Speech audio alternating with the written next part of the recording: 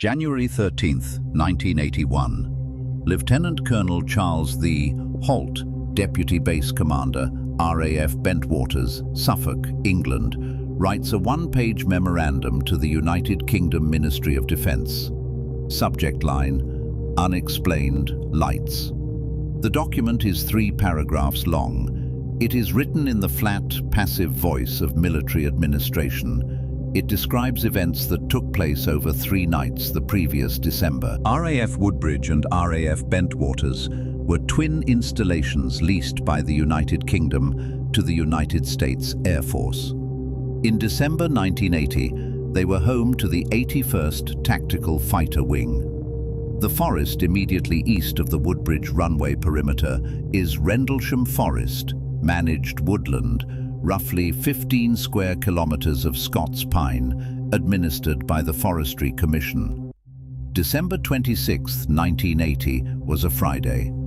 The time was approximately 3 a.m. local. 2 security patrolmen, Airman First Class John Burrows and Staff Sergeant Jim Peniston, reported seeing lights in the tree line beyond the east gate.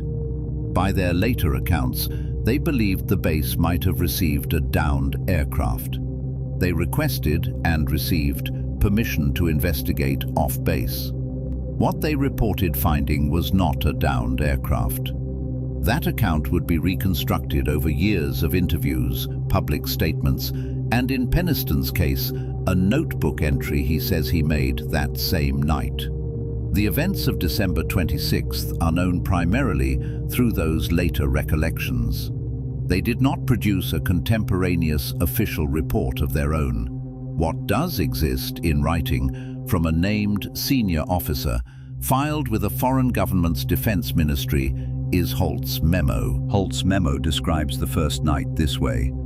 A triangular-shaped craft was reportedly seen. It was described as approximately 2 to 3 meters across the base and approximately 2 meters high.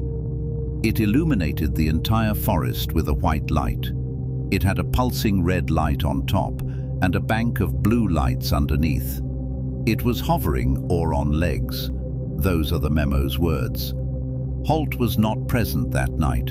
He is recording what was told to him by personnel who were. Burrows and Peniston, in multiple interviews given years after the event, have described approaching the object closely.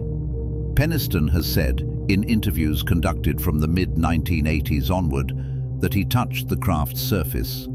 He has also claimed, in more recent years, that binary code was communicated to him during that contact, a claim that goes beyond what any contemporaneous document supports and that has attracted significant skepticism even from researchers sympathetic to the broader case. What the memo does record is that the object was witnessed by multiple personnel, that animals on a nearby farm reacted with disturbance, and that the following morning 3 depressions were found in the ground at the reported landing site, each roughly 4 centimeters deep and 7 centimeters in diameter, at the points of a triangle measuring approximately 3 meters on each side. Those depressions were measured. Radiation readings were later taken at the site. The memo notes both. The second night, December 27th, produced no significant documentation. The third night is where the record becomes more substantial, because this time the deputy base commander went into the forest himself. Holt's memo records the date as December 29th. By his memo and his own later accounts, Holt led a small team into Rendlesham Forest to investigate the landing site and the continued reports of lights. He brought a dictaphone. The recording from that device, approximately 18 minutes of audio, survives. The tape captures Holt's voice and the voices of other personnel. It records the team taking radiation measurements with a Geiger counter.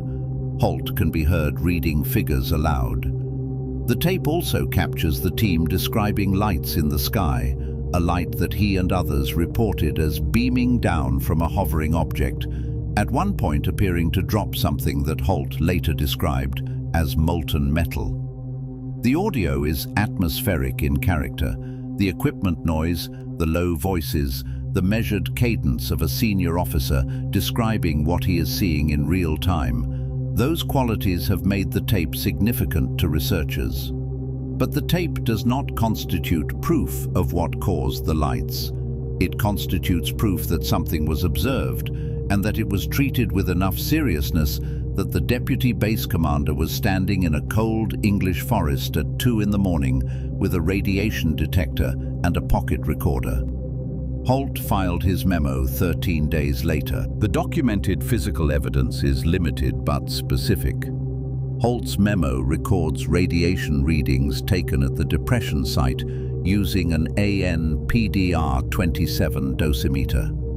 The readings he cites peaked at 0.1 milliroentgens, with one localized reading noted as higher near the center of the triangle formed by the depressions. Whether those readings represent an anomaly depends entirely on what baseline radiation levels in that part of Suffolk were at the time, and those baseline measurements were not recorded in the memo, or as far as public record shows, by any other party. The 3 ground depressions were photographed and cast. Plaster casts were made and retained by base personnel.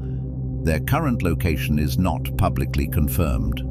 In 1983, following a Freedom of Information request by researcher Robert Todd, the Holt memo was released by the US Air Force.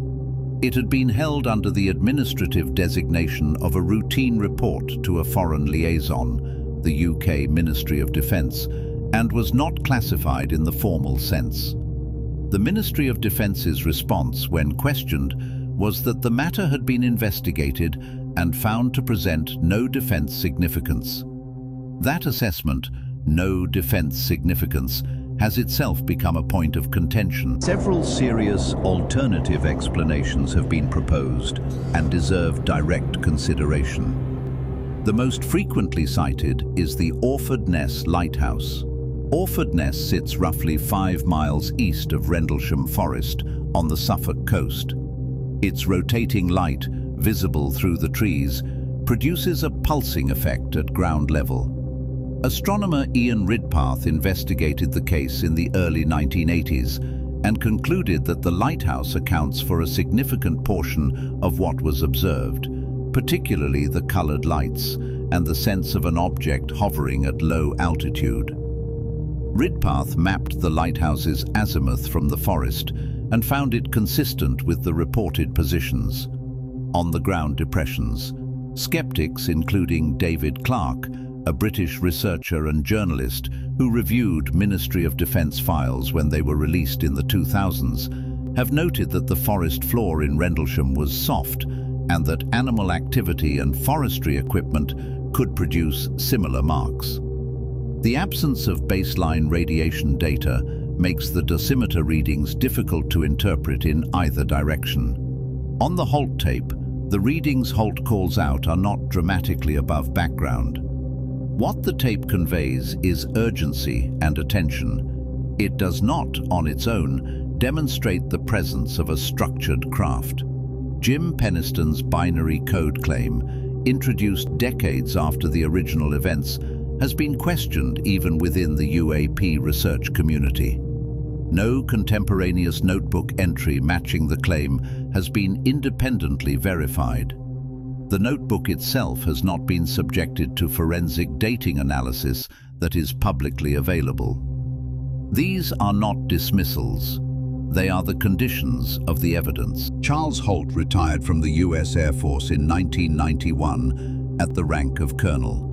In the decades since, he has given numerous interviews and signed affidavits affirming that what he observed over Rendlesham Forest was not explained by the lighthouse or any other conventional source, and that he believes a cover-up occurred. He has maintained that position consistently. John Burroughs spent years pursuing Veterans Affairs benefits related to what he describes as physical effects from his exposure during the December 26th incident. In 2015, he received a settlement from the VA, the terms of which have not been publicly disclosed. His attorney, Pat Fresconia, stated publicly that classified documents related to the case exist. The VA settlement does not confirm what caused any health effects, if any occurred. The UK Ministry of Defence released its full Rendlesham file, roughly 160 pages, in stages between 2001 and 2009, as part of broader declassification of UFO-related records. Those files show that the MOD received Holt's memo, that it was reviewed, and that it was determined to require no further investigation. No internal analysis of the radiation readings appears in the released files. The case has never been formally re-investigated by either government. What Holt's memo establishes, without interpretation, is this. A senior US military officer on duty observed something over 3 nights in a managed forest in Suffolk, considered it serious enough to document formally, and transmitted that documentation to a foreign government's defense ministry. 13 days after the fact, in 3 careful paragraphs. The Ministry of Defense received it and concluded there was nothing to pursue. Whether that conclusion reflects a genuine assessment, a decision not to look further, or something else entirely, is not something any currently public document resolves. The lighthouse was real, the depressions were measured, the tape exists. Holt still says what he saw had no conventional explanation. The question worth sitting with is not whether these men were lying. Almost no serious researcher, skeptical or otherwise, argues that.